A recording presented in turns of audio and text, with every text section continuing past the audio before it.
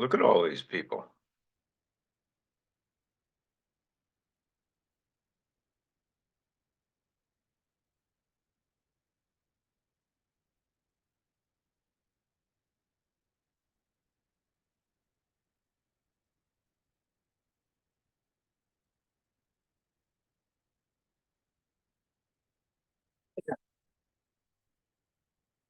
Hello, Gary. Long time no see. You are muted, I believe.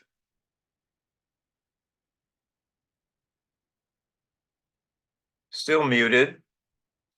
Find the little microphone. There Okay, you go. perfect. So how's the, you still doing the tennis? Well, I haven't played tennis since the warm weather. We do the platform tennis that Oh, yeah, well, it's great to be. Are you what's that other game? pickleball. Yeah, are you a pickleballer? No, I am not. No. Now, where's my speaker here? Let's see. How's the lovely wife doing with her all of her art stuff? She's fine, thanks. Great. She's doing a lot of teaching. Is she Harvard? She's at MIT. MIT, okay.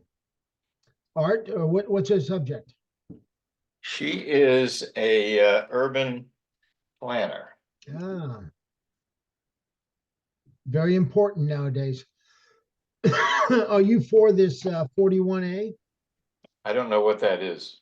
This So, is so this, good evening. I'm going to interrupt this, Gary. Sorry to do that. hi, Lynn. It's so good seeing you. Good You to look see you great. too. You look great. Thank you. You do too. Thank So you. good evening, everyone. This is Lynn Spencer. This is the meeting of the Community Preservation Committee for the town of Nahant. I'm pleased to serve as its chairman, and I'm just noting who is attending tonight from our committee. So we have Paul Spurn, Ellen Goldberg, Austin Antrim, Nancy Katamo. Let's see who else I've got. Dave Wilson. So this would represent a quorum of the Community Preservation Committee. Missing tonight appears to be Jim Dolan. And we have lots of people in attendance. So I heard earlier, Paul, that you were having trouble with your computer. Yes, and I'm masquerading behind the town hall moniker. That's Okay. me. Okay, that's fine. So when it comes to sharing things on the screen, Ellen, may I lean on you for that lovely job that you do so well? Sure. Marvelous, thanks. That's great. And so we're going to start tonight with the review of the minutes. I sent out minutes from February 5th and 12th, just at the end of the day today. So I don't know if folks have had a chance to review them or not. Ellen, can you put them on the screen, please? Yeah, great. Okay, this is the 12th. Could we start with the 5th, actually, by any chance? Did you send the 5th? Mm-hmm. Okay, I'm gonna stop sharing for a second and then go back to my email. Okay, very good.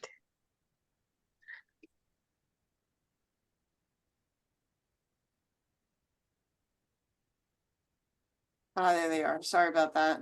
That's all right. Oh, I see. Yeah, you sent it again when saying that there was the one grant summary. Right. Okay. Yeah. I will open up these and then share my screen again. And while Ellen is doing that, let me also acknowledge and welcome Barbara Beatty and Deborah Warren, who are here as the representatives from FinCom. Oh, so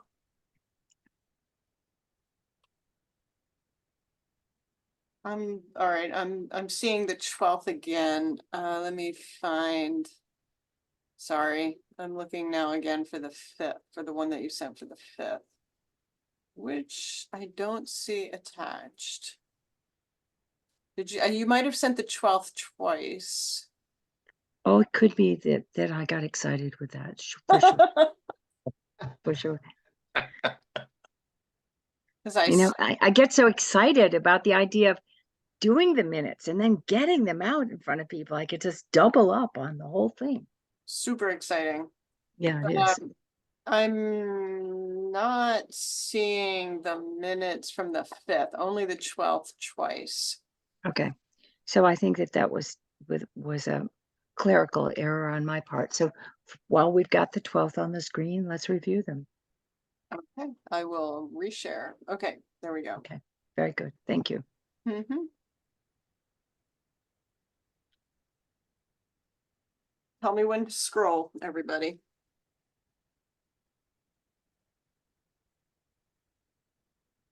I'm ready.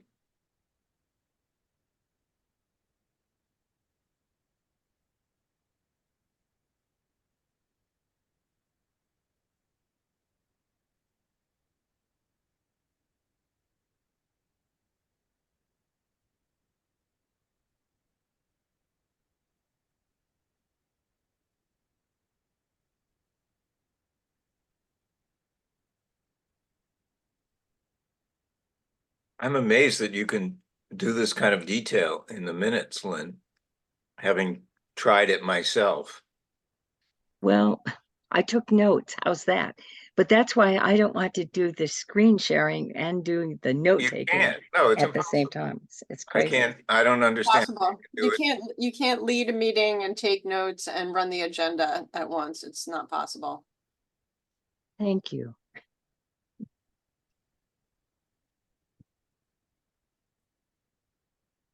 I'm gonna scroll down so we can see these guys now. Yeah, it gets simpler. Any idea how Trish likes to see her shortened name spelled? You got Oh, T-R-I-C-H. yes, I see I've got a typo there. So let's make that an S. Do you want me to do that and then send it back to you? No, if you could just do it. If we approve the minutes tonight, then they Right. would get sent to Paul Right, and send then them to he me. will get them to town hall. Okay. Since I'm sending them to town hall, I think my name should be on them. At the bottom, there's a space for a name. There you go.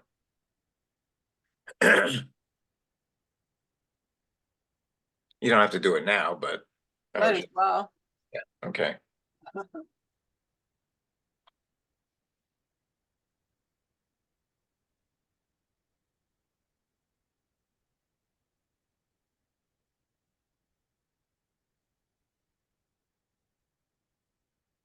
Well, I would be happy to move that we accept them as they are.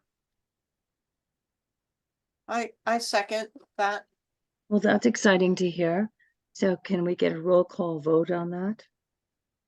Paul, Aye. Ellen, I Nancy, Aye. Austin, Aye. Dave, Aye. and let me just call out Jim's name in case I'm not seeing it on my screen. No, Jim? Okay. All right, well, those minutes are approved. And I'll catch up with you for the 5th because I did do them. Wow. I just didn't sort of get them out in circulation quite at the same time as I thought I had. So tonight we are continuing our review of community preservation grant applications. We've actually suggested time slots for tonight so we can actually keep moving through things. And for that, the first one up is the application from Kevin Andrews and Diane Brandy for the Johnson School. Kevin, very happy that you're here with us tonight. And this is actually for a very interesting project called the Boulder Scramble in the Forest Playground, along with an interpretive sign kiosk. So, Kevin, You want me to put it on the screen or just have them talk? well, if we could put them on the screen and let them talk, that'd be great. Thank you. So, I think, Kevin, I think I'm here just representing Diana as well. I'm not sure that she's on. I didn't see her on the email, but happy to talk about it. And I was closely involved. I want to thank Ms. Antrim for helping out put it together. Ellen Antrim was helping with the application, but we are the sponsors for it. Would you like me to describe it, or how can I Yes, help? please. Sure. So as you're probably aware, we have a forest playground behind the school. Started out with $15,000 grant and donations from the town, or not the town really, from local residents, and it's continuing. And we see pieces here and there that need to be improved. So we have a slope and a way that we thought was going to be wild grasses, but the kids are trampling up the way and are looking for another way to climb up the hill. And so it's currently dirt, and we're looking to add what's called a boulder scramble. It's actually a thing online if you Google it. Folks install large rocks, probably 3 feet across. I would say probably 30 to 40 in this area, where they have another opportunity to exercise, move up the hill, reduce erosion, and make a fun natural feature. It's essentially a playground feature, but in a natural way. And then the signage would recognize the garden spaces that we have. The forest playground is on the Heritage Trail. And so in the next application, you may see Mr. Barletta coming up. We're looking to improve the Heritage Trail. And part of this would be a sign kiosk where we could have rotating signs that would identify the plants that you see in the native habitat gardens that we have. So we have a hillside garden, we have a wetland garden, a shade garden, and these have specific plants that we've reintroduced to the landscape. And so folks walking on the Heritage Trail would have an opportunity to see the plants that would naturally occur in these spaces, and are naturally occurring in these spaces, in fact. So those are the two ideas. Okay. So I was very interested. Thank you, Kevin. I was very interested because as an attachment to your grant application, you had included a proposal from Raphael. And he described the boulder scramble as a set of steps. That was our initial design. Okay. That it would be more like the steps if you've hiked in the White Mountains and you go on a trail. But then as I looked more into it, I thought, geez, we don't really need a staircase here. We have 2 staircases up this woodland hill. One that I put in for the access to the slide, and then another one that's right along the side of the slide. And I said, geez, this is an opportunity to do something different. And also, if we don't call it a staircase, there's probably less concern over safety and stepping and heights and things like that. The staircase I put in is very regular. It's painted white on the faces so that it has good handicap accessibility for anyone with visual impairments. And so I figured, let's alter it a bit, not make it so particular in terms of how it goes in, and reimagine it more as a boulder scramble rather than a stone staircase. Okay. Ellen, you are so adept at online and doing things on the computer. Is there a chance you could pull up an example of what Kevin referred to as an boulder scramble? Yeah, give me 1 sec. Yeah, because I think it would be beneficial for us to see it. And of course, we have, viewers who are listening in from the town as well. Boulder scramble, like playground. It's probably a good. Yeah, probably. Yeah, Right, creative natural. There we go. American Society of Landscape Architects will show us thing. Yep. Okay. That's exactly the site I landed on when I was looking for other ideas. Mm-hmm. That looks like a pretty regular one as they go, isn't it? Yeah. How about this one? Is this is this your aesthetic, Kevin? Yes, this, yeah, what's on the screen right now is Right. what I'm thinking of. Right, so the Uh, rocks seem to be, or the boulders seem to be more or less similar size, so that if you drop them on an incline, they reflect the incline. It doesn't look like there are any big gullies for small children to get lost in. That's right. That's right. Yeah, we'd be Right. looking for pieces that are all these are pretty square as they go, I would say. It's interesting that they found these types of rocks. I'm not looking for something so Right. square, but similar sizes, pieces that aren't loose. We certainly don't want the students to be redesigning it as they go.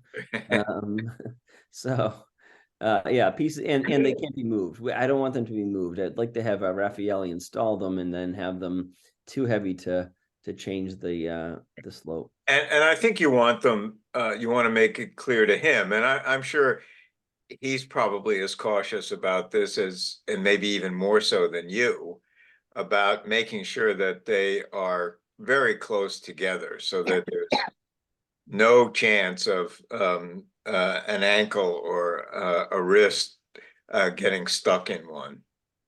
You know, on the other hand, it can't be perfect, and the kids are going to climb on this thing, and every once in a while, somebody's going to fall or skin a knee. You know that's going to happen.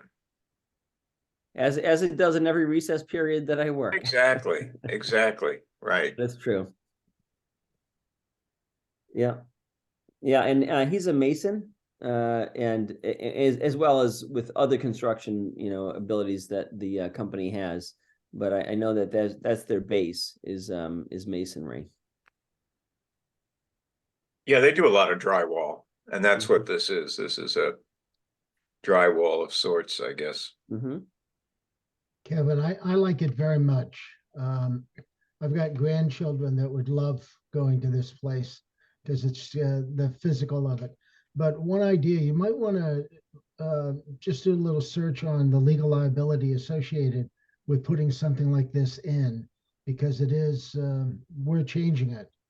And I'm not saying that as a negative, I'm just saying as an idea to look at. Thank you, Gary. So other committee members, questions or comments?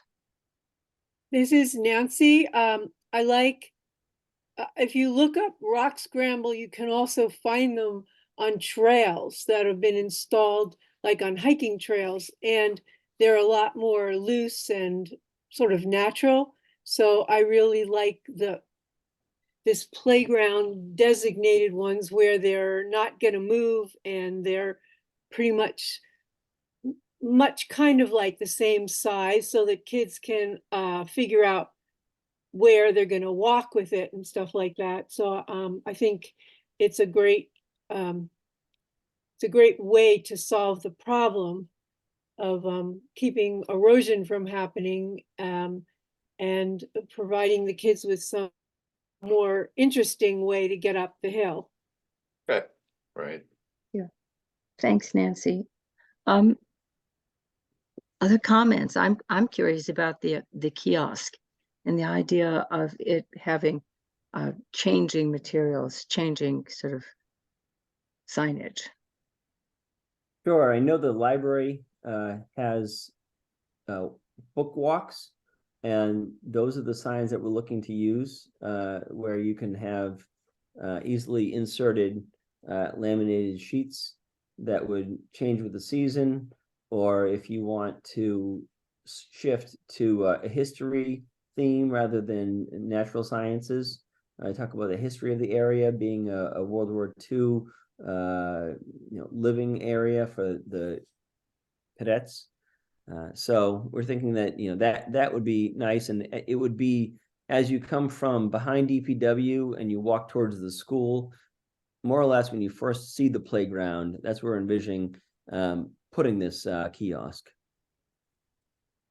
Yeah. I can also say that we're looking to be having a playground inspector come to the school this spring or summer to inspect another project that I'm working on.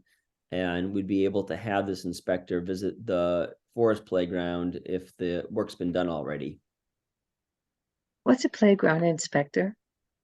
They We had one come when we did ours, and they're nationally certified.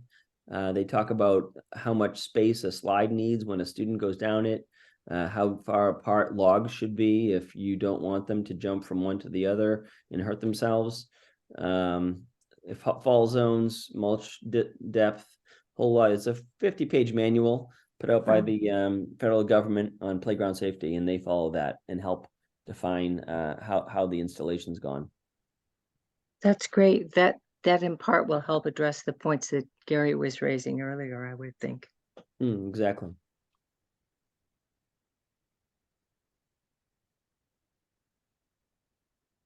Other committee members? Questions, comments, concerns? Can adults play on it? Absolutely. And dogs outside of school hours. Okay, fine. Very good to know that, Kevin. Very good to know that. Kevin, do you anticipate having anybody in particular who is going to keep an eye on this? What happens if some of the neighbors are less fastidious about watching their dogs? Oh, yeah. Well, there is a bylaw that says that dogs aren't allowed on school property. Yeah. And being on the Heritage Trail is a bit of a, but so far, Nahant residents have been really respectful, understanding that kids are there. Mm. So I expect that we would be able to consider, continuing to have the level of enforcement that we've had in the area. And typically folks skirt by. But if I'm there after school and there is a loose dog, I'll let the resident know that they need to leash their dog and step away from the playground, just so that everyone can enjoy it fully. Well, I was thinking of that as an example, but in terms of a general oversight, I think it should be sure. on somebody's brief, Mm-hmm. whether you want to rotate it from one faculty to another, or have it looked after by, one of the custodial staff or yourself, something. But No, it's true. We have to actually do regular checks, and so myself and the custodian both walk through regularly. I'll have an opportunity to work preschool recess for 20 minutes, and at that time I'll check the ropes on the climbing structure, because we have a climbing structure, we have a slide, we have a couple other features that have to be monitored. We also have the errant poison ivy that will creep back in on the edges.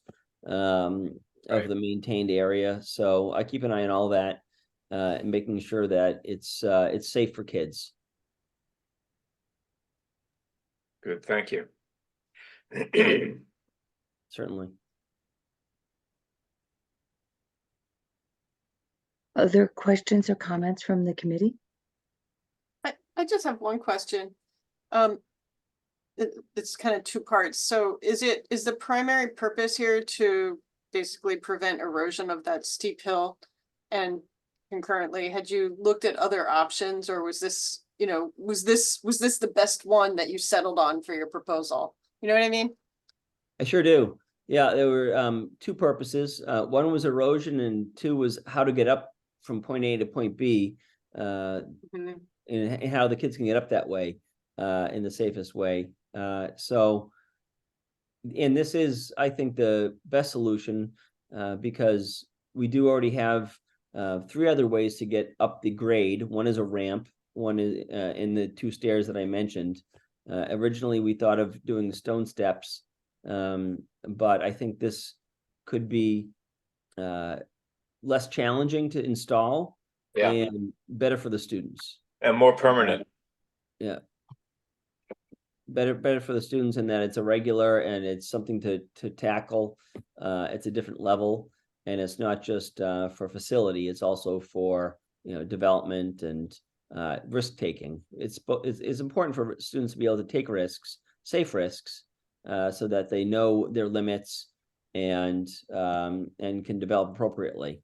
There's been studies that found that if students don't have an opportunity to take risks, then they later on in life they take bigger risks than they know, And so features like this actually are supposed to be developmentally helpful for them. Oh, interesting. Thank you. That's very good to know. Kevin, is there, would this be available to all the students in your school? Like, is it appropriate for preschool kids too? Great question. I would say yes. As long as the educators or parents understand how kids should be helped. So the most important thing is that children are to find the challenges that they want, and if they see something that's too hard, they won't take it on. So just as the climbing structure isn't appropriate for a 2-year-old, as long as you don't go ahead and pick them up and put them on the top step, then they'll be fine. And so far, the climbing structure that we have that's a regular, that's made out of wood logs, actually from my grandfather's house over on 40 Steps Lane, it'll work out well. And so I'd recommend it for any student that can crawl, and then see how they do. Of course, if you have a 2 or 3-year-old, you're going to be shadowing them. That's the expectation. And then in terms of our preschool, I think it would be appropriate for preschool students, and then certainly for ages on up. And I think they'll have fun with it. They really enjoy the different levels of the playground, and the fact that you can run around, not see everybody at the same time, and that there's just a real variety of play, rather than one square flat spot where you see everybody and nothing's left to the imagination. Well, I agree with you. It's an exciting playground, and this will, to me, add another level of interest and challenge. Okay, thank you. So one, functional question, Kevin. So your proposal, your grant request is for $15,606. Very specific, Yeah. very specific. Yeah. And that's based on the Raphael proposal. Right. Is that the budget we should be considering? And then you were going to have, as I read it, $822 in, services donated by others. Is the budget that you're describing now for the boulder scramble versus the set of steps, is that appropriate, or are we looking at some other cost? I'm actually thinking that the budget I originally proposed I'm imagining that it'll be greater than if you were trying to install a boulder scramble. I would imagine that the set of steps would be more significant than the cost of the boulder scramble, because you don't need that level of refinement and labor. So I think that, or finish for that matter, the stone steps would require square treads. And so I do think that this will certainly cover the cost. And myself and Ms. Antrim and Ms. Brandy discussed the fact that, geez, we didn't really put in extra funding for what if the costs go up, inflation and so forth.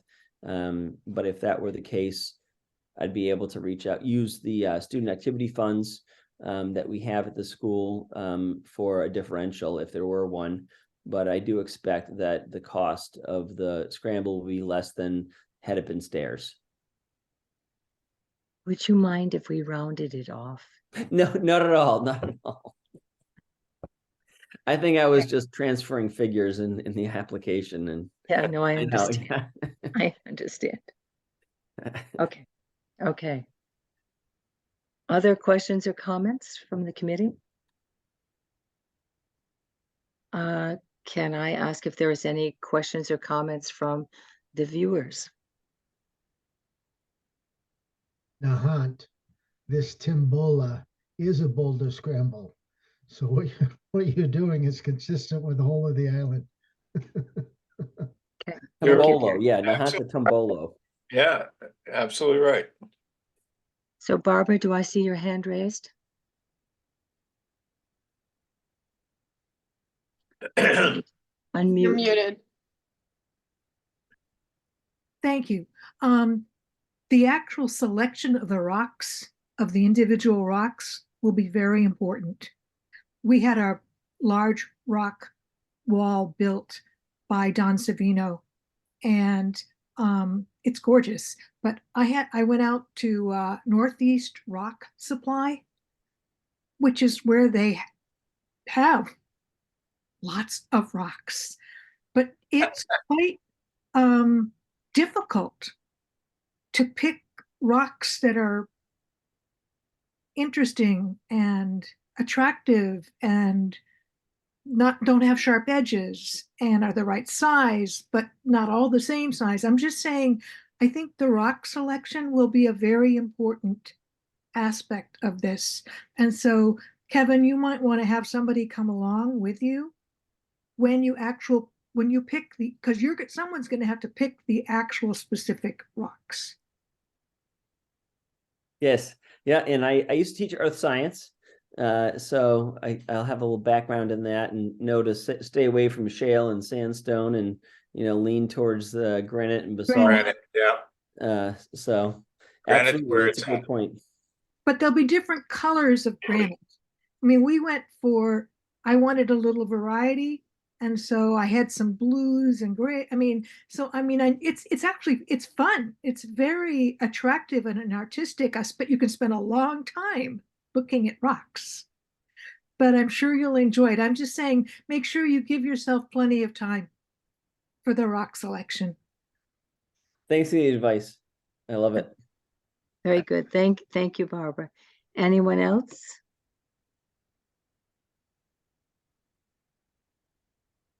Right. Well, with that, Kevin, we really appreciate, you coming to talk with us tonight. And yes, oh, there you are. And then we'll be on to our next one.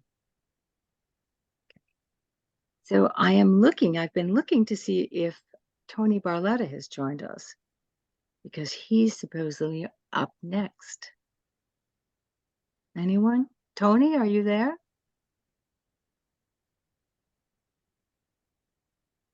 If I could speak to what I know about this application, because I believe I was included on it. Last year, I did a CPA application for a bike walking path from the woods at the Heritage Trail to the school. Yes. And that was approved. And I've been in touch with Mr. Barletta over that application. And he and I spoke as it went forward.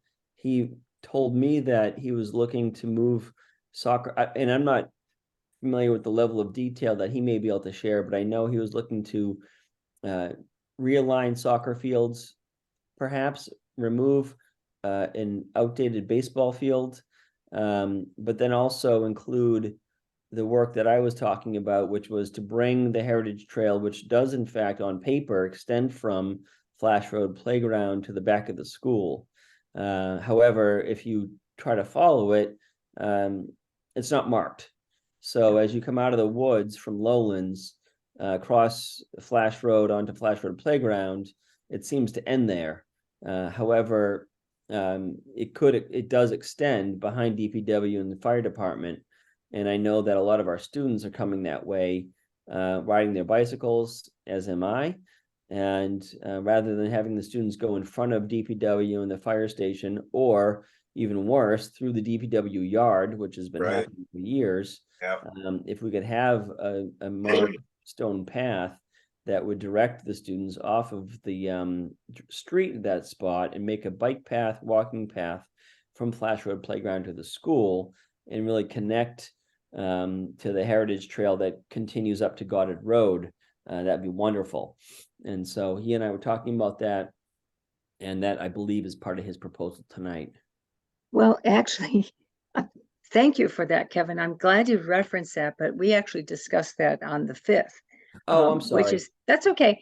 Which is part of the Flash Road Recreation Area Master Plan. And this is a very good occasion for me to say that in that proposal, he suggested that the $11,000 that we had granted for the Heritage Trail design thinking process would be allocated, would be subsumed or combined into the Flash Road Master Plan. So are you all on board with that? Yep. Fantastic. Yeah, absolutely. yeah. No, it makes sense if you're redesigning some grass, parklands to include that. So thank you Yeah. for your consideration. Yes, so tonight we were going to just hear about the connection of the Heritage Trail through Goddard Drive. You Oh, know, yeah. that section that goes up behind the community garden and then to Goddard Drive.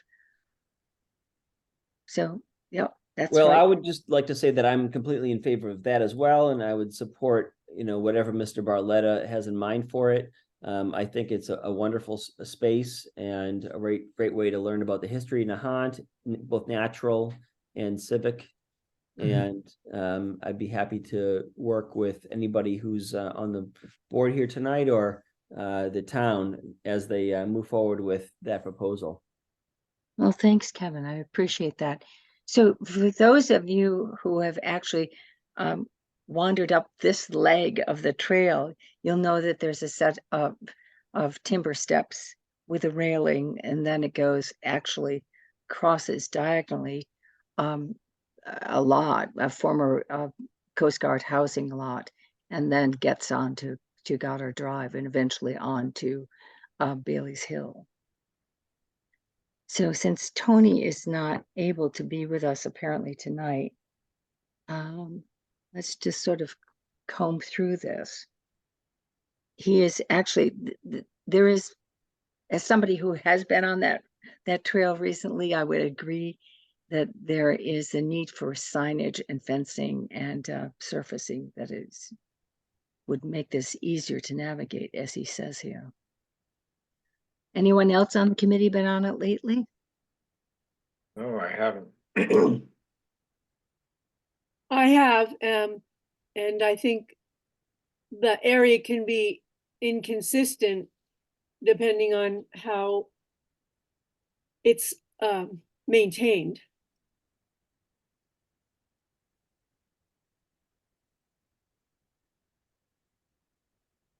Anyone else?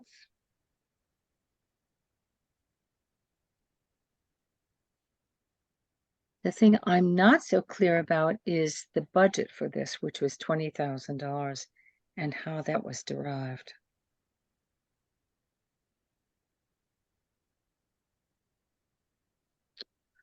If you'll just allow me, folks, I'm going to try to reach Tony because the next one up is about the beach access. And I think we will want to see if Right, he can join us, if he can be on board for that. right. But excuse me for a second. I'll just take the opportunity to say thank you all for your work tonight and including this proposal in your consideration. Have a good night. Thanks, Kevin. Yeah, thanks a whole lot, Kevin. Sure thing. We live in an exciting town and people like Kevin make it even more so. Ellen, is your hand okay? I will live, thank you. Okay, I couldn't help but notice. Looked I like know, it, I forget I have it and I end up showing and then I take it down. I'll be okay. It's it looked like it hurts. it hurts way less than you think it would. Good.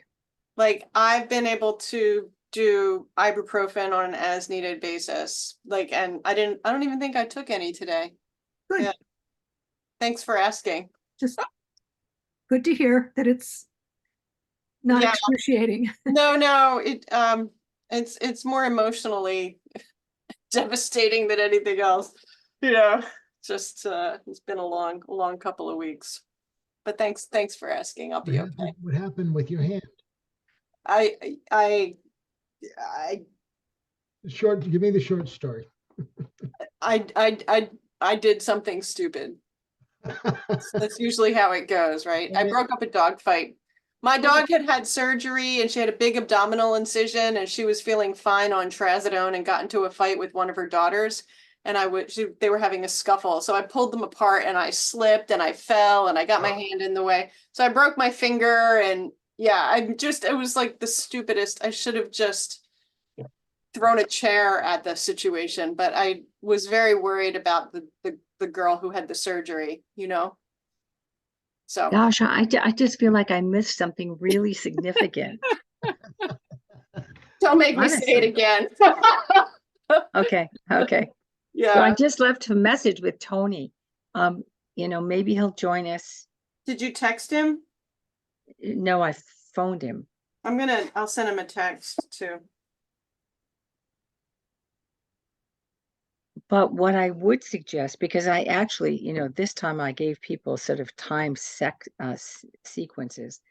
And so we are also, in addition to Tony being on board to discuss his proposal, the town of Nahant's proposal for beach access, we also had received an application from Josie Reese called Limited Mobility Beach Right. Access. And the Yeah, we got- two were, the two were going to come together to And talk about it. yeah, they were pretty similar. They were very, very similar, although they were quite different in terms of cost. Right. So giving a little bit more time and the fact that Gary Dinas has joined us, what I'd like to suggest is that we take his proposal up next. Okay, And I then will, see if the give me a others can second to join us. pull it up. Very good. Yep.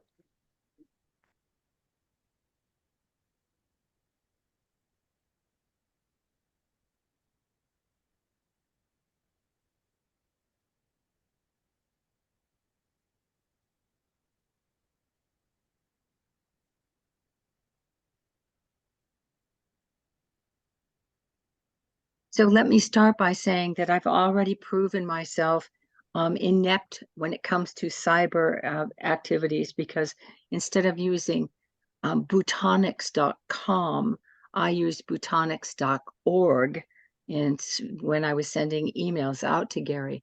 But I'm very glad that he's able to join us tonight. So Gary, Yes. here we are. So Gary's proposal is entitled Nahant Cyber Proposal, Making Nahant the Cyber Worker Capital of the World. Yes. Yes. It is, Good Gary vision. has, excuse me, Gary, I'll just finish. Gary is applying for $50,000 over a 2-year period, or involving a 2-year period. And he has applied under the categories of historic preservation, open space and recreation, and community housing. It's a creative way of thinking about things. Gary, I'm going to give you 5 minutes to discuss your proposal and why you think it meets community preservation funding requirements. Yes. The world has changed. The meeting we're having now is an example of that. The physical world is being complemented with the cyber world. So every community has to start thinking about preserving and advancing its cyberspace. That's where the opportunities are at. You guys have done a very good job with this meeting. It's a great example of how productive you can be in the cyberspace. But in general, the technology is about 10 years ahead of people. And our universities have had this history of educating the brainiacs, like the Microsoft and the Facebook people at our schools, and then they go out to California to develop these cyber technologies. We should probably stop that. I'm in Nahant because of the physicality, but also because of the intellectual nature of the people that live in this town. And that intellectual nature is the power of the future. It's also the town revenue billing opportunity of the future. The town of Nahant does not lend itself to bring in industry. So most of the income that we generate is on property tax revenue. And there are going to be a tremendous number of cyber-based businesses that could be located in Nahant without adding any additional overload to our streets and our community. So we have a cyberspace now. This is really not that innovative of a proposal. We have a cyberspace now. The city of Nahant has a cyberspace now. We are not taking care of it.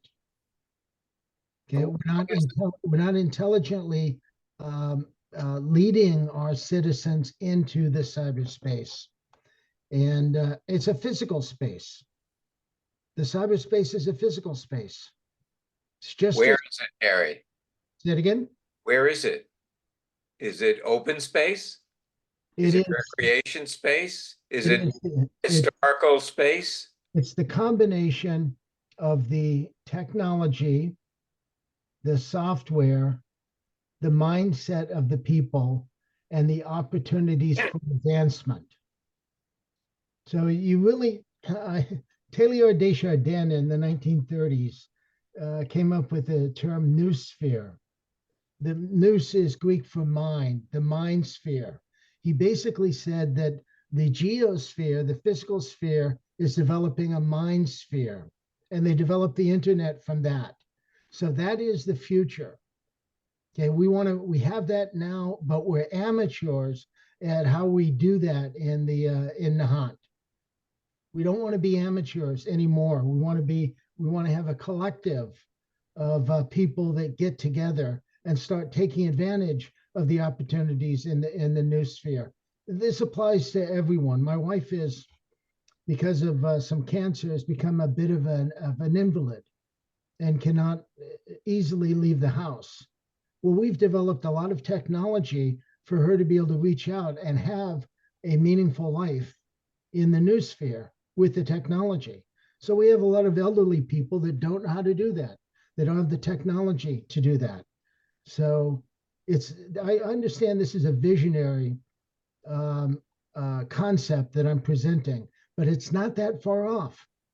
I mean, this meeting is a perfect example of the kind of stuff that I'm talking about, the power in the new sphere, the power in the cyberspace. All of the tools are there. All of the pieces exist. The cognitive science is coming along, so we know how to operate, better in the cyberspace. The technology is coming along, but it's too confusing. It's not integrated. So my proposal is that we hire a part-time cyber czar, and that person basically acts to coordinate all of the cyber development efforts in Nahant. And what will come of that will be a cyber system.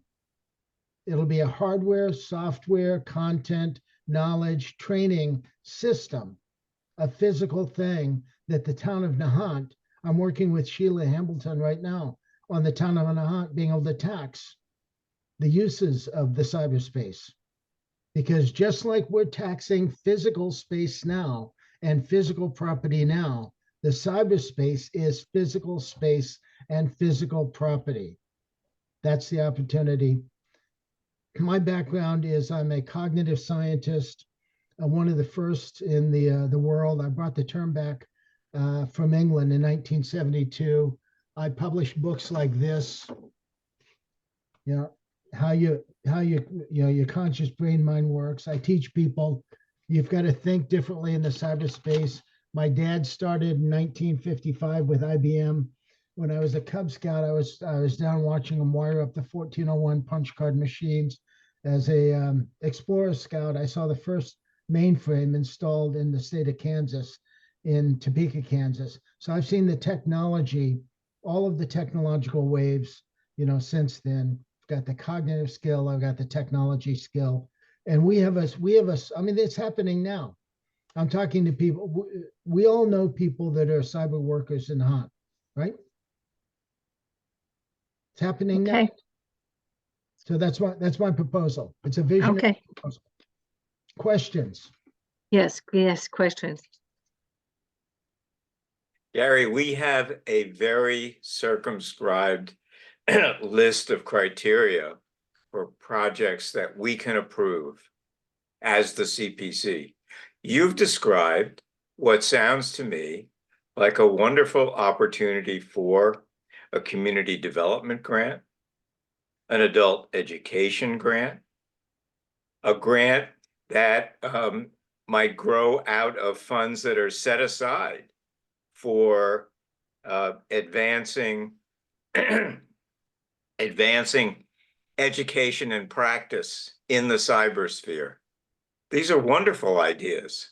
I cannot see how they qualify for our funding. Okay, and I take that as positive feedback. It's Yeah. meant to be positive, Gary. Yeah. Thank you. My response is you don't quite understand what we're preserving here. The essence of Nahant is our intellect. That's what makes us different. That's what makes this town different than Lynn. Nahant has had a history of intellectual advancement. I'm suggesting we want to preserve that and we want to advance that. I understand I'm making a visionary proposal, but I do believe it. Yeah, unfortunately, cultural history doesn't fall under our tent. I'm So, not talking about cultural history. I'm talking about our community. Our community is based on the intellect and the people. I've been very impressed with the intelligence you have in your group here. I understand this is a visionary idea, but until we get that idea, until we understand what the new sphere means, until we know that this is a huge part of our community that we want to develop and preserve, it's almost like you got to get the vision to do it. And that's why I'm proposing it here. More than willing to propose it, elsewhere. I'm not arguing with you, but I'm trying to get people to understand that this is a physical space. This is a new space. It's 10 to 15 years beyond our ability, the average person's ability to use it. Those communities that make a commitment to preserving that and advancing that are going to advance their community. That's the point I'm making. I appreciate what you're saying. I think it probably behooves us, and I don't know, Ellen, if you can put it up on the screen, to put up that chart of allowable costs, just so we can share with Gary the framework under which we operate. And Yes. by the way, that's his framework that is dictated by statute Yes. and also was No, approved I'm by the aware of town that. of Nahant. If you go to the bottom of my document, let's see, I did it in my printed document. I actually addressed your considerations in my printed document. In your application? Yeah, well, I actually wrote up a document before. See if it's in the back, the end of this evaluation criteria. Okay, yeah, here we go. I actually wasn't talking about the evaluation criteria. I was talking about the allowable costs per statute. So, Okay. Ellen, that would be the chart. Right, I'm gonna go look for that. Well, I just paused my screen. Let me see if I can find it. Okay, thank you. Thank you guys so much for listening to me. You're very welcome. As you can tell, I'm passionate about this because I don't believe that we want to build high rises to house more people in Nahant. I don't believe that we want to have universities come to Nahant. I don't believe that we want to bring industry into Nahant. Nahant has a history and a special characteristic that I feel responsible as being a member of Nahant to continue to promote. And when I look at the things that we can do to do that, our focus should be on the cyberspace because it's consistent with the intellectual history and heritage of Nahant, in my humble opinion. So I'm sorry to interrupt. Can somebody just email that to me real quick? Because I don't have it in my files right here. And it'd be easier if somebody would just send it to me. I would if I could, but it's sitting in Best Buy. Sorry, Ellen. That's all right. Austin, do you mind? How about if I do this? How about I've seen your requirements. How about if I go through your requirements and make my case point by point, and I'll send it to you guys. Well, that's very kind. I think that would work. Okay. And then you can direct me to, if I should be someplace else, I'll go someplace else. I've had a chance to preach my sermon, with this group, and I think you understand what I'm talking about.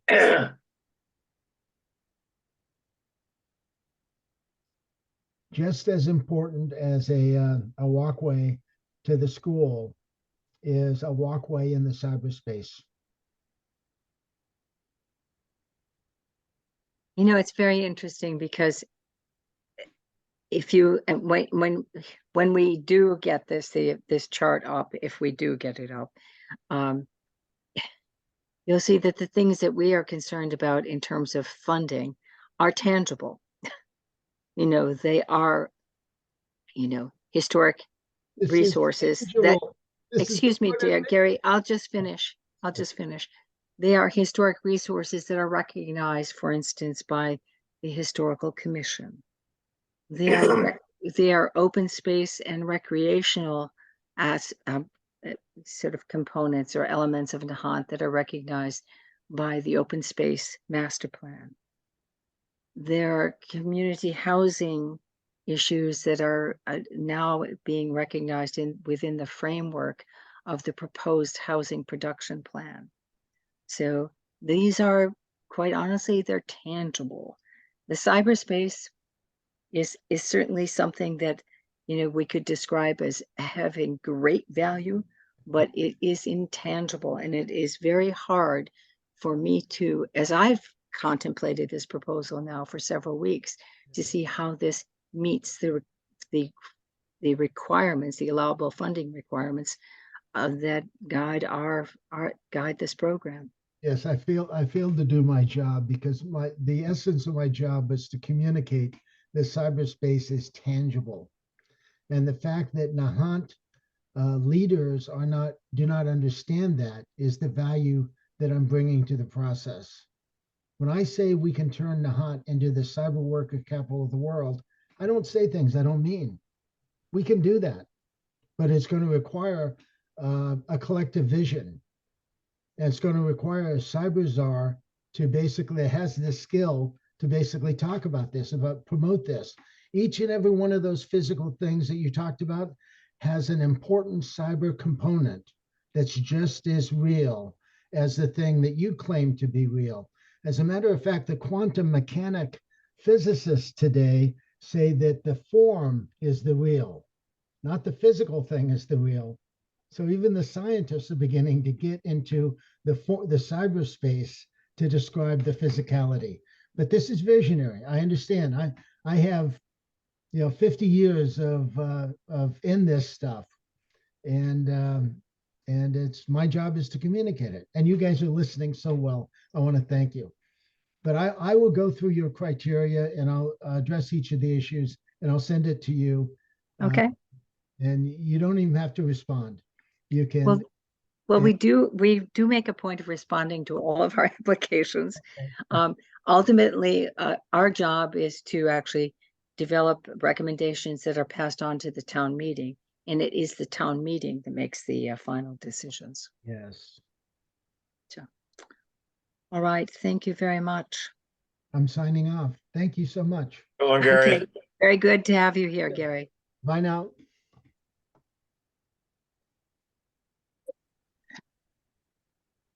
I still do not see anything from Tony Barletta. No, and he didn't respond to my text either. So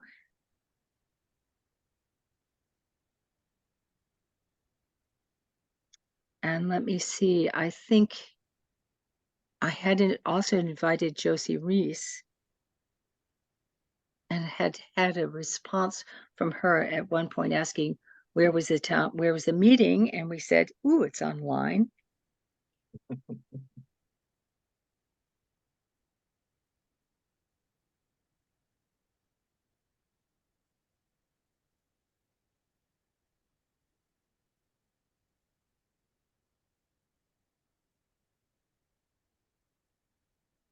Well, in the absence of having additional commentary from grant applicants, Ellen, would you mind putting the latest chart on the screen so we can actually review this as a group? You mean the Excel sheet that you sent out? Exactly. Yep, give me a second.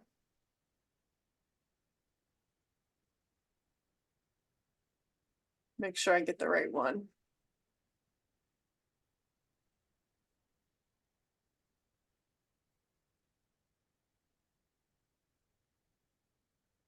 It was the one I sent out twice today. Yep, give me a sec. So Nahant CPC 2025 grant summary 219, right? That's right. Okay, That's the one. opening.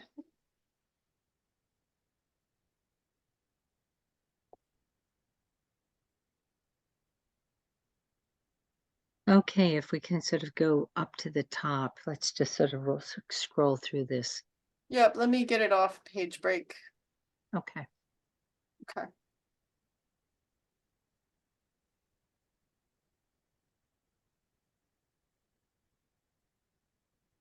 Okay. Okay.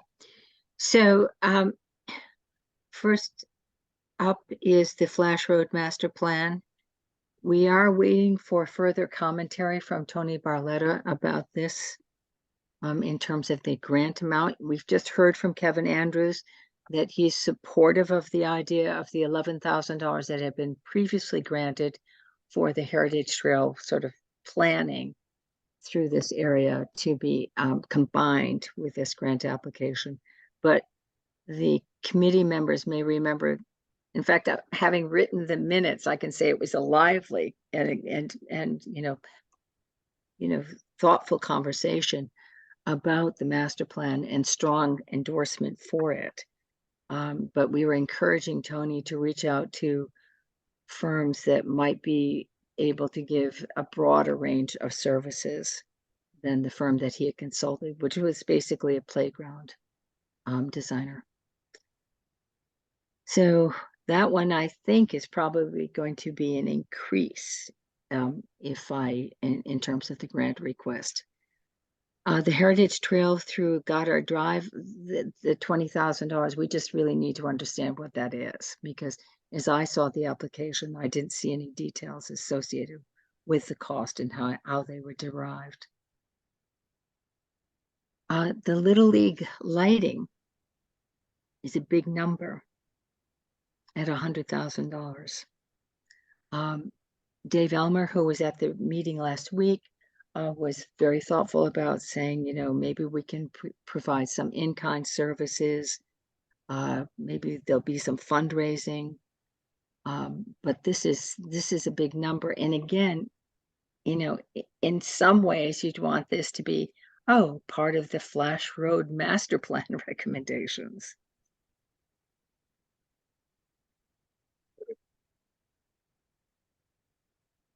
I think I have the same orientation that you have here, Lynn. And that is, this is an extraordinarily important space. And it needs to be planned as carefully as we possibly can. And careful doesn't mean that it has to be fastidious and complete.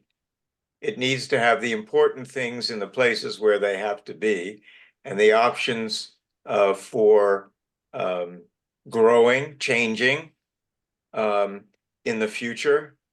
I mean, who ever heard of pickleball 4 years ago?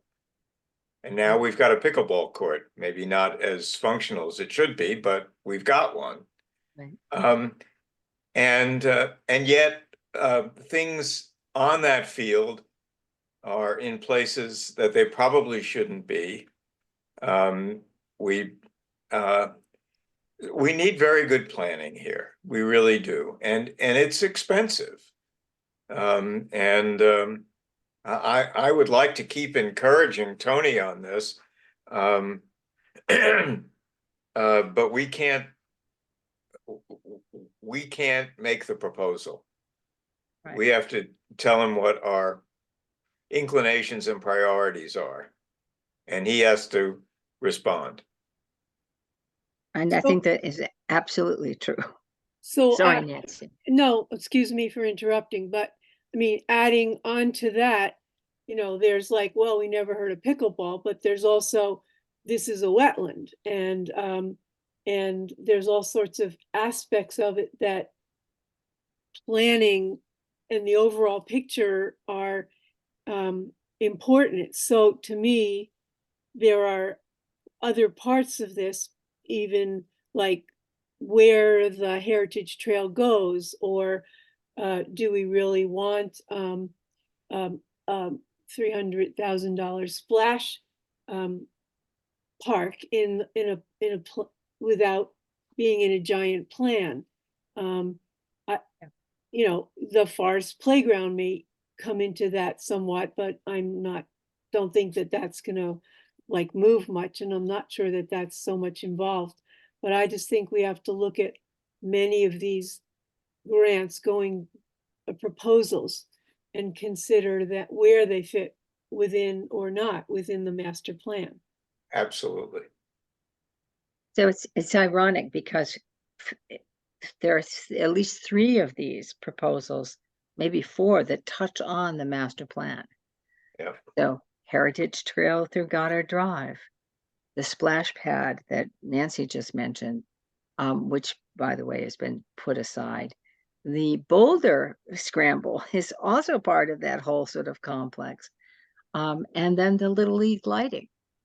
So there's a lot going on over there. And previously it's been studied at least once before, 10 years ago. I think there are elements of that plan that may be relevant, but would need to be pulled out and understood. But as important, and perhaps more importantly, the Open Space and Recreation Committee needs, I believe, our committee believes that they should be an integral player in this. And I had followed up with Tony to say, you need to be able to reach out to Open Space and Recreation and make sure that there is an alignment of interest here. So we'll see where that goes. But it has to go fairly soon because we're on a schedule. And by the way, the Flash Road Master Plan was listed as the number 2 priority from the town of Nahant grant applications. The number 1 priority is the next one on this list, which is the housing development location study. And this is really geared, this is a $60,000 grant application. It is seen as a follow-up to the current housing production plan that will soon be under review by the Board of Selectmen and the Planning Board. And this would actually get more specific about, a feasibility study, the number of units, design recommendations, and so on for one or more specific sites in Nahant. A lot to talk about there. The Nahant cyber proposal. I need to hear from other committee members. I've heard from Paul, but may I hear from others on whether they're feeling upon reflection, because we've had this on our books now for several weeks. Is this grant application eligible? I'm in agreement with people who doubt whether it falls into the category, and even if it did, it's asking for us to hire a person to carry this out, which is also a different direction than we'd ever taken on any grants before. So I think that I would encourage him, as we did the tennis people, to look for other creative kinds of funding that aren't as structured as ours is as to what we can and cannot do. Thank you, Nancy. Any other committee members on this? Hi, Diane. Hello.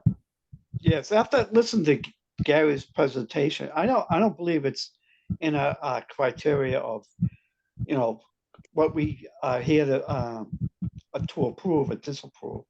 Him hiring someone, to do this type of thing, I don't believe it's in our realm of our obligations. Thank you, Dave. I think he's actually proposing to hire himself. That's what my feeling was when he was saying, we gotta hire someone, so.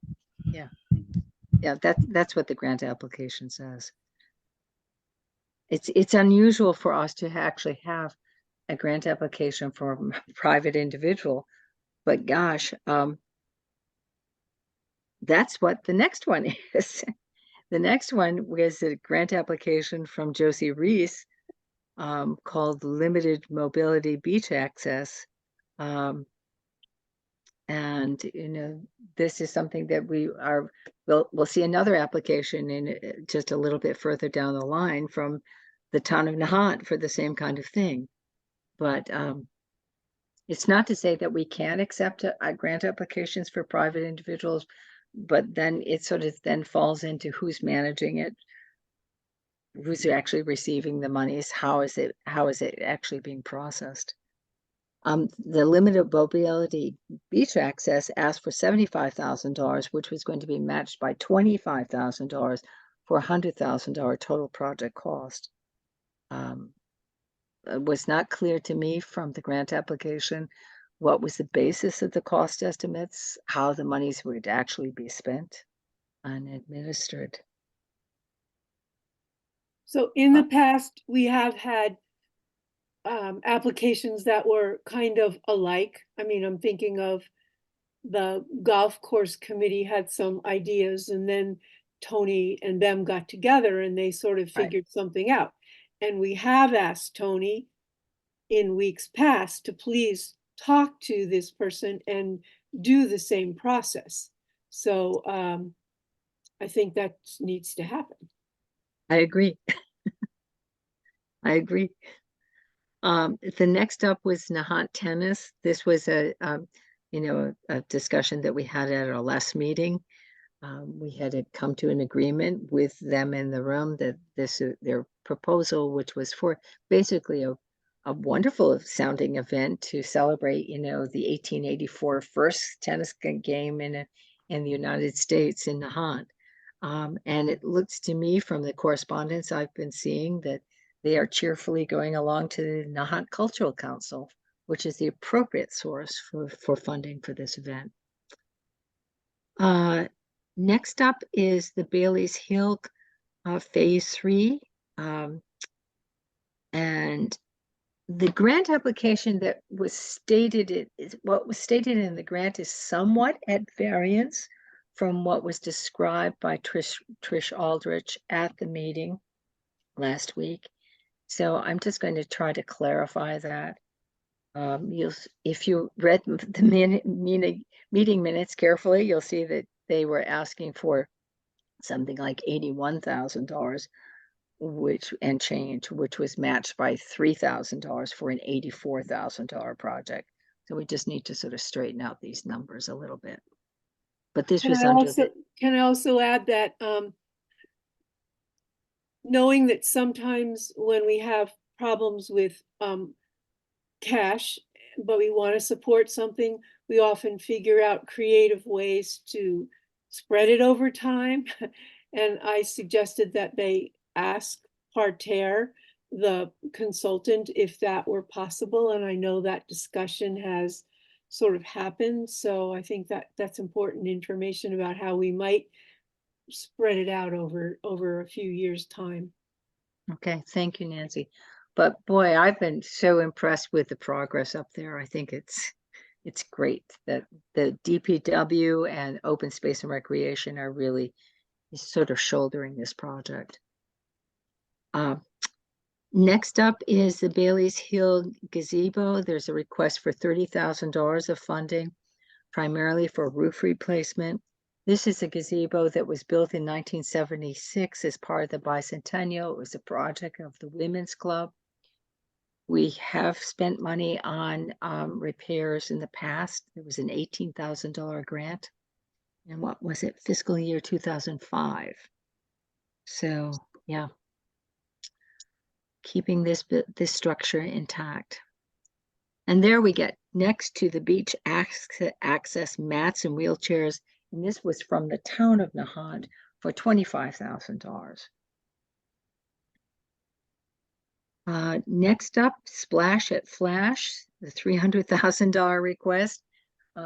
Tony, when we discussed this 2 weeks ago, Tony agreed that this should be deferred for consideration pending the master plan for the Flash Road recreation area.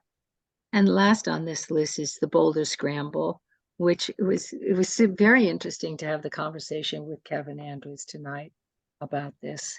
I think we could round the number up so it's not the ending in $6, but we can do that as we sort of consider the grant allocations that we're recommending.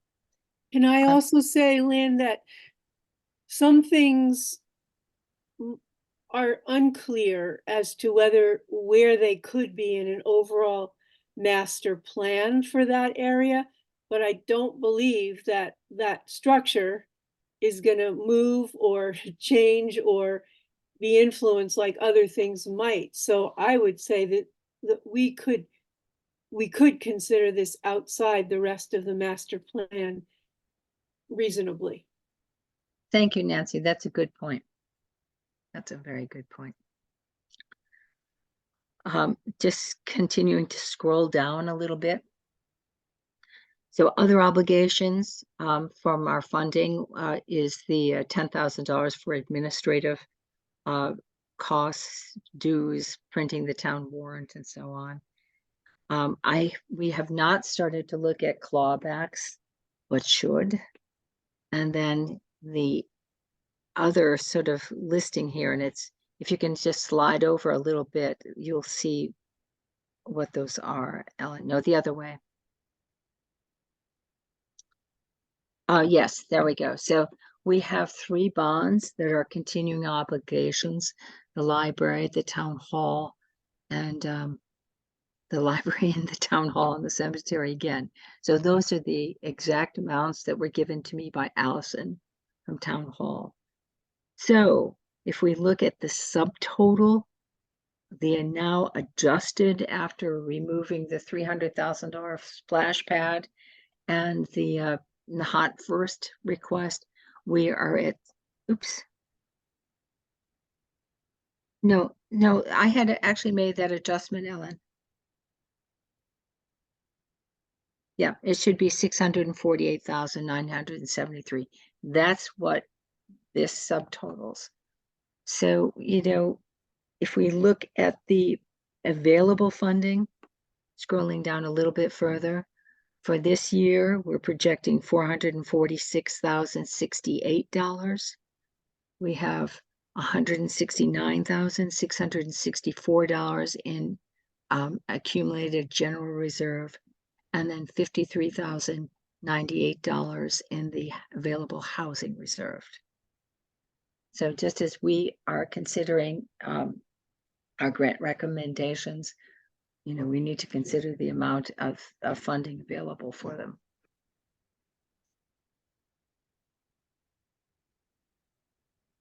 So Just quick question on this. So I just had the formulas here. You excluded this 53,000 from this sum, correct? that's correct. Okay. And then you're saying you took the 300 out of this right here? Yes. The original number, just so everyone can, be Oh, I excited. see. Here it is. Okay, you've Yeah. taken it, you've put you zeroed it out there. I see. I did.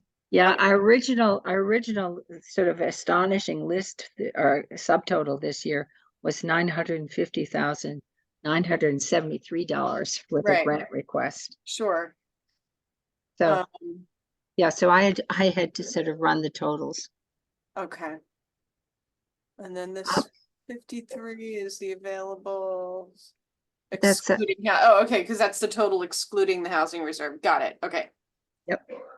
And Well, can I just say for clarification that I asked Michelle last week, and she is really asking for another amount of money and doesn't and has already ideas for this 53,000 to be used for something else. So I just thought, oh, we could make it easier, and that could be what, we could get that amount from there, the 60,000 from the 53,000, but that's not what she's intending. Hmm. I'm not sure exactly what you just said. Okay, so I said to Michelle last week, well, you're asking for 60,000, but we have 53,000 that belongs to you already. Why couldn't we use that money? You She can. said- And she Sure. said that in the housing plan, I think they want to have a housing reserve and they want to have more money. They wanted to, she did talk about last week creating the trust, Yes, That's right. but that's So- not part of this application at all. Right. So Oh, let's but just, Michelle is here. She just. no, raised wait, her wait, hand. wait. Could I just hold on 1 second? I just want to just give you a framework. Yeah, 10% let's go down to the amount that we're getting from the surcharge and the state match. 10% of the $446,068 is allocated to community housing. So of the $60,000, the first amount of that would draw from $44,606. We'll have to pull some amount from either the general reserve, the $70,000, 70% of quote left over to fund that, or we would draw from the housing reserve.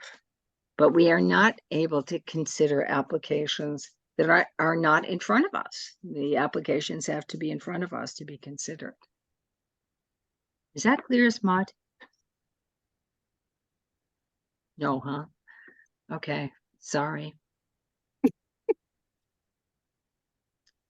But remember how when you've seen the articles and we've fashioned them in the past, we've oftentimes drawn from one or two different funding sources to fund, to make the amount whole. Yeah, I don't think that's an impediment at all. I mean, we're No, it's not at always, all. right. Those ascribed amounts are minimums, not maximums. That's right. Okay. But I think your second point is the key one, Lynn, and that is that's fine that Michelle or anybody else is musing about how to use money to their own purposes, but they haven't applied for it. So we can't consider it. We can only consider the applications that have been filed.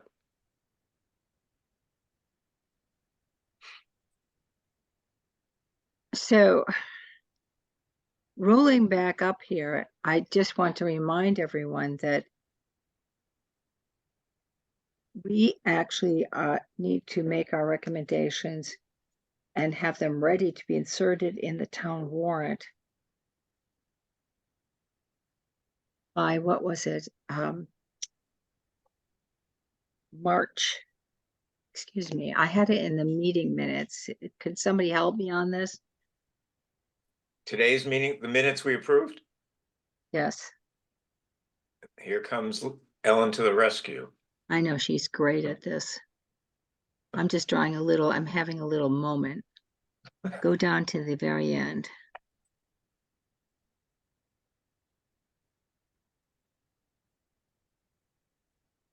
Town warrant, April April 19th. 19. Yep. So, That doesn't go backwards as far as I think you want to go. no, I'm just saying we have some work to do, and I really will need to hear from Tony Barletta about we need to have the opportunity to have the discussion about the beach access, which is an interesting proposal, as well as the Goddard Drive budget. And then we'll need to hear from him further on the Flash Road Master Plan Exactly, proposal. exactly. So Lynn, let's see, it is Monday, so theoretically, we could file for a meeting later this week or a second meeting next week, but I think either one is probably a good idea. Well, I'm not able to have another meeting this week. I'm sorry, I'm booked every night. I'm just telling you what I see ahead. So Yeah. what, how does next week look for you and for the rest of us? I think that I think we've said conceptually, we need to keep our Mondays open until this is done. Oh, no, no, no, that is true. I just wondered, do you think that will be enough? Or do you want to have a second meeting one week? Well, I mean, April 19th, I think we can make this work, but I will need to sort of make sure that, Barbara is waving. Barbara, unmute yourself. yes, It please, has Barbara. to be before April 19th because FinCom has to see it all. I know, Barbara, excuse me, I was going to finish. Sorry. That's all right. That's all right. So it has to be ready for the town warrant, but we have to plan for at least possibly 2 meetings with FinCom and 1 with the Board of Selectmen. Thank you. So that's why I really need to say to us, we'll need to have our recommendations pretty firmly in hand by March, mid-March. I'm just looking for a date on my calendar. I usually am at my office with 2 screens, and it makes it a lot easier. This one screen and a phone is tough. Yeah, it's for the bits. In March, there's the 4th, the 11th, the 18th, and the 25th on Mondays. Well, we have all of those reserved. Right, have those but we have reserved. to have a deadline. That's right. Want to finish. That's correct. Yeah, well, I'd like to be finished by the 18th, that's for sure. Because that then gives us, potentially 3 weeks for the coordination with FinCom and the Board of Selectmen. Can we choose the least bad second date for next week? If next week is a particularly bad week, skip it and make a second appointment the following week, but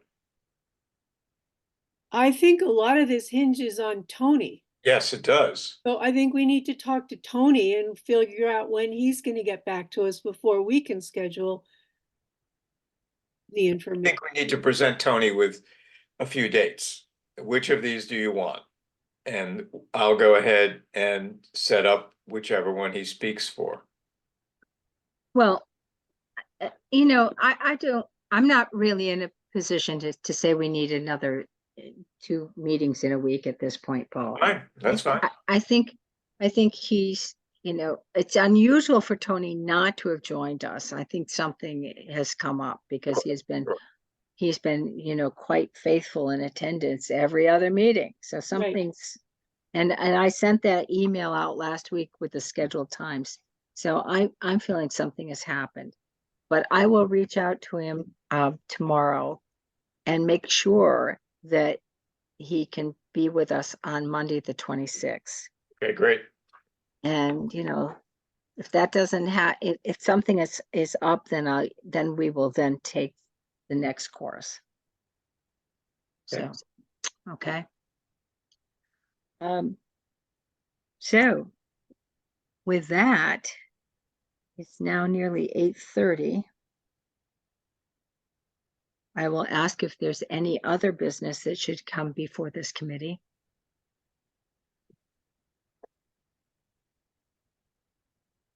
If not, I will entertain a motion. So moved. Second, Return. Okay. Roll call vote all in favor of the motion to adjourn. Paul?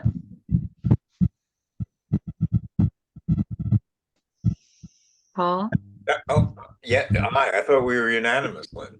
No, you can't do You that. I have- gotta do a roll call vote. Okay, It's a one vote aye. we're taking. Aye. Ellen? Aye. Dave? Aye. Austin? Aye. Nancy? aye. Well, in that case, the meeting of community preservation is adjourned. Okay, We'll see you next Monday at 7 o'clock. Okay, good night. Okay, very good.